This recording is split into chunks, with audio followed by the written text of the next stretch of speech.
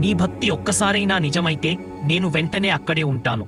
ఎందుకంటే నన్ను పుట్టినవాడిగా కాదు, ఎప్పుడూ ఉండే శక్తిగా గుర్తుంచుకోవాలి బిడ్డ.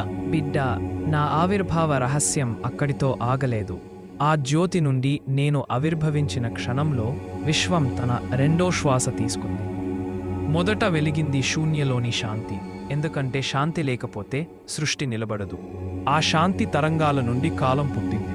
కాలం ముందు కదిలిన వెంటనే నక్షత్రాలు వెలిగాయి, ఆకాశగంగలు తమ మార్గాలను సృష్టించుకున్నాయి. నేను జ్యోతిర్లింగ స్వరూపంలో ఉన్నప్పుడు దేవతలు పుట్టకముందే నా చుట్టూ విస్తరించిన ప్రకాశం నుంచి రుద్రతత్వం వెలిసింది.